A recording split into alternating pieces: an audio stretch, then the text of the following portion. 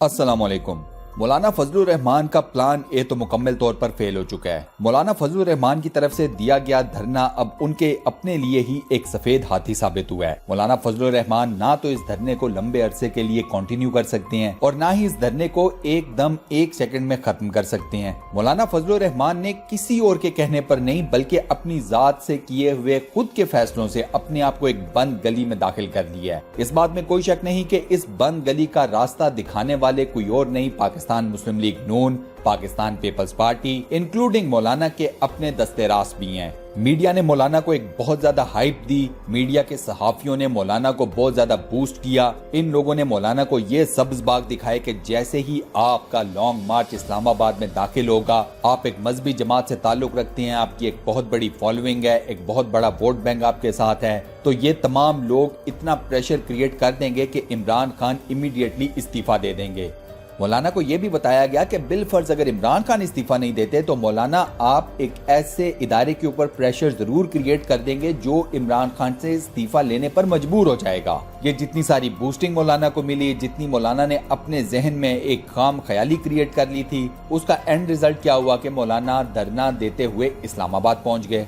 Long मार्च का इफ्तिताह तो ठीक था, लॉन्ग मार्च का मिडल बिल्कुल तबाह बर्बाद हो गया। लाहौर में जो मौलाना के साथ हुआ वो आपके सामने है। अब मौलाना इस्लामाबाद में धरना देकर बैठे हैं और सूरत हाल ये है कि हुकूमत पाकिस्तान की तरफ से फुल ठंड प्रोग्राम है।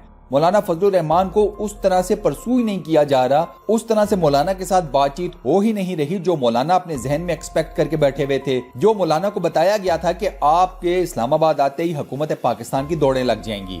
मौलाना ने अपना प्लान ए लोगों के सामने रखा, वो इम्प्लीमेंट हो चुका है। वो प्लान ए ये था कि लॉन्ग मार्च और इस्लामाबाद में धरना। मौलाना का लॉन्ग मार्च फेल हुआ, मौलाना का धरना फेल हो चुका है। गरीदा फारूकी जो मर्जी कहती रहें कि मैं मौलाना के धरने में 3 से 4 लाख अफराद देख रही हूँ। मौलाना के धरने में इस वक्त मैक्सिमम 3 से 4 हजार लोग हैं। ये अंसारुल इस्लाम के लोग हैं, मौलाना की जमात के वो कारकुन हैं जिनमें से कुछ तो मौलाना के साथ फुल लॉयल हैं। कुछ की मजबूरी ये है कि जिन व्हीकल्स में, जिन गाड़ियों में उनको लेकर आया गया था, वो गाड़ियां अब गायब हैं। बलूचिस्तान के दूर दराज के इलाकों से, केपीके के दूर दराज के इलाकों से ये लोग यहाँ पर इस्लामाबाद में आ तो गए हैं। अब इनका प्रॉब्लम यह है कि ये वापस नहीं जा सकते। ये गरीब गुरबा लोग हैं, किराया देने की इनमें इस्तात नहीं है, ये यहाँ पर आकर बैठ गए हैं। इन लोगों को अगर आज वापसी के लिए गाड़ियां प्रोवाइड की जाएं, आप यकीन करें इनमें से भी मैक्सिमम तादाद वापस अपने घरों को चली जाए। ये सिर्फ यहाँ पर बैठे हुए हैं रिसोर्सेज की मार खाकर। इन लोगों की बेस के ऊपर जो कि टोटल 3 से 4 हजार हैं, अब मौलाना ऐलान करते फिरती हैं कि मेरे पास एक प्लान बी भी है, प्लान सी भी है।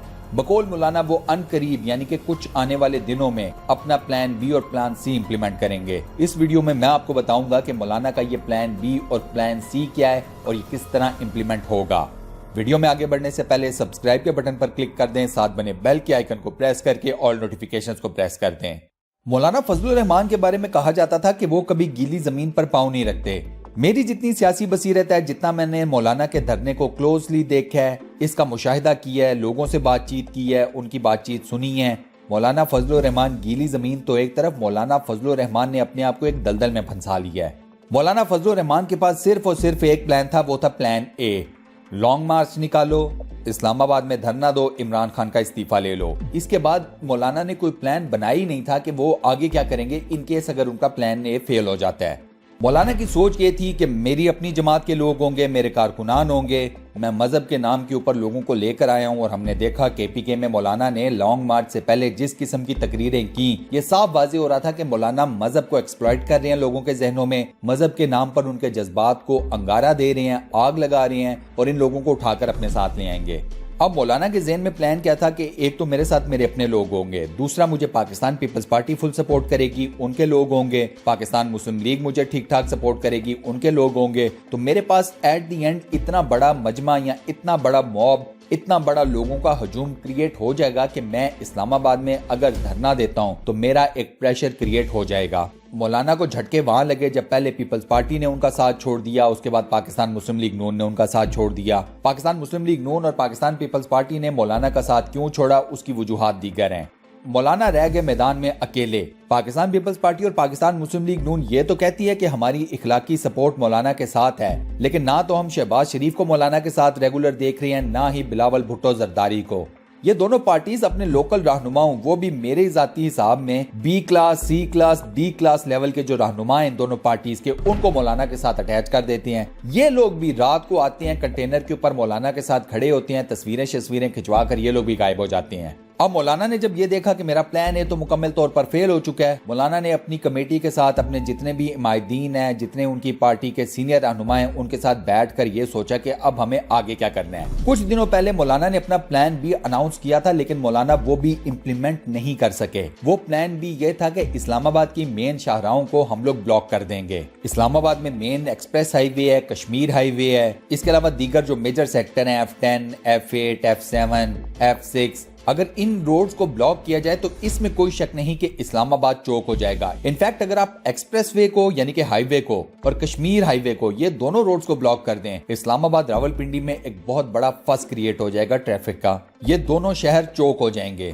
مزے کی بات یہ آپ ان دونوں روڈز کو بھی چھوڑیں, اگر آپ صرف فیض آباد کو بلاک کر دیں, فیض آباد کا بائی پاس چوک ہوا, راولپنڈی اسلام آباد چوک ہو جائے گا. لاسٹ ٹائم ایک مولوی صاحب نے فیض آباد کو ہی چوک کیا تھا اور راولپنڈی اسلام آباد کو انہوں نے چوک کر دیا تھا اپنے دھرنے میں, آپ سب کو یاد ہوگا. مولانا فضل الرحمان کا پلان بھی یہی تھا کہ روڈز کو چوک کیا جائے, لیکن مولانا فضل الرحمان کو جب یہ پتا چلا کہ میرے پاس اتنے بندے ہی نہیں ہیں, انہوں نے خاموشی سے اپنے اس پلان سے یو ٹرن لے لیا. اگر مولانا نے اپنا یہ پلان امپلیمنٹ کرنا ہوتا تو اس سوموار جو بھی گزری ہے اس کو یہ پلان امپلیمنٹ ہو چکا ہوتا. مولانا نے روڈز بلاک کرنے کی جو ڈیڈ لائن دی تھی وہ ختم ہو چکی تھی سنڈے کی رات کو, اور منڈے کو مولانا کو روڈز کو بلاک کر دینا چاہیے تھا اسلام آباد میں. مولانا نے ایسا نہیں کیا. حکومت پاکستان نے اس پلان کو فیل کرنے کے لیے تقریباً 70 سے 80 ہزار پولیس کی نفری اسلام آباد منگوا لی تھی.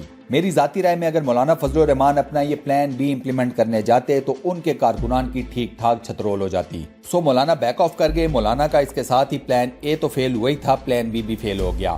اب مولانا کے پاس کوئی پلان نہیں ہے. اب مولانا سیدھا ذاتی حملے کر رہے ہیں, مذہب کے نام پہ ایکسپلوٹیشن کر رہے ہیں. اگر اس کو پلان بی کا نام دینا چاہیے کسی کو تو دے دے بے شک. مثال کے طور پر مولانا فضل الرحمان عمران خان سے ریلیٹڈ قادیانی ہونے کے فتوے لگا رہے ہیں, احمدی ہونے کے فتوے لگا رہے ہیں, غیر مسلم ہونے کے فتوے لگا رہے ہیں, یہودی ہونے کے فتوے لگا رہے ہیں. کرتارپور سے ریلیٹڈ انہوں نے مذہب کارڈ کو یوز کیا کہ کرتارپور کوریڈور کی جتنی بھی زمین ہے وہ احمدیوں سے یا قادیانیوں سے خریدی گئی ہے. یہ فتویٰ ان کا غلط تھا. عمران خان سے ریلیٹڈ جتنے انہوں نے فتوے لگائے ہیں ان کے مذہب سے ریلیٹڈ وہ سارے غلط ہیں, ہم سب بڑے اچھے طریقے سے جانتے ہیں. لیکن پرابلم یہ ہے کہ مولانا کے یہ فتوے میرے آپ جیسا تھوڑا بہت بھی پڑھا لکھا آدمی تو سمجھ سکتا ہے, مولانا کی فالوئنگ نہیں سمجھ رہی. مولانا کی جتنی بھی فیلوشپ ہے, مولانا کی جتنی بھی فالوئنگ ہے, وہ اب عمران خان کو قادیانی بھی سمجھتی ہے, احمدی بھی سمجھتی ہے, یہودی بھی سمجھتی ہے. لاجیکلی تو پاسبل نہیں ہے, لیکن ان لوگوں کے ذہنوں میں یہ چیز پاسبل ہے. ایک شخص یا تو احمدی ہو سکتا ہے, یا قادیانی ہو سکتا ہے, یا یہودی ہو سکتا ہے.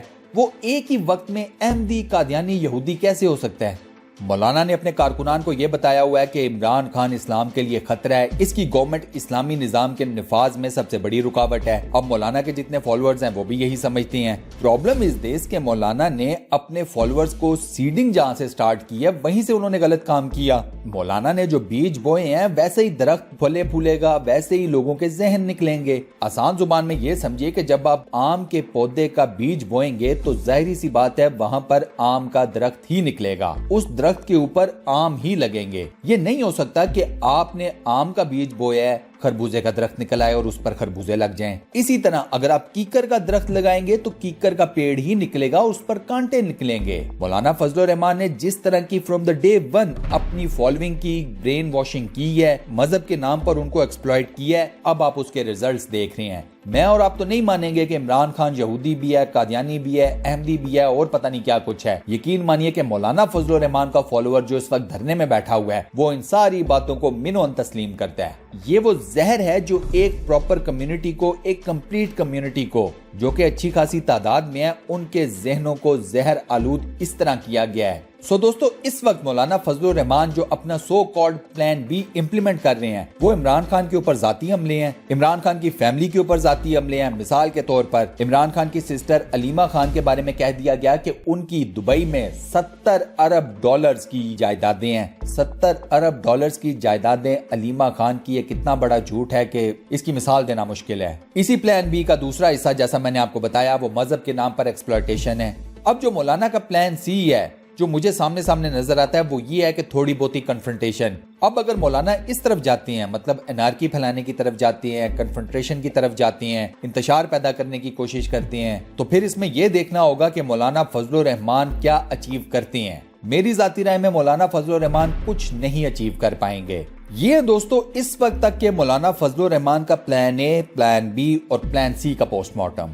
ویڈیو کے آخر میں آپ دوستوں سے یہ سوال کروں گا کہ آپ کے خیال میں آنے والے دنوں میں مولانا فضل الرحمان کیا حکمت عملی اپنا سکتی ہیں؟ کیا وہ ریاست کے ساتھ ٹکرانے کا رسک لیں گے یا نہیں؟ آپ کا جو بھی جواب ہو مجھے کمنٹ سیکشن میں ضرور بتائیے گا. اس ویڈیو کو لائک اور اپنے واٹس ایپ، فیس بک، ٹویٹر اور دیگر سوشل میڈیا اکاؤنٹس پر شیئر کرنا مت بھولیے گا. جزاک اللہ. انشاءاللہ اگلی ویڈیو میں آپ دوستوں سے ایک بار پھر ملاقات ہوگی. تب تک کے لیے اللہ حافظ.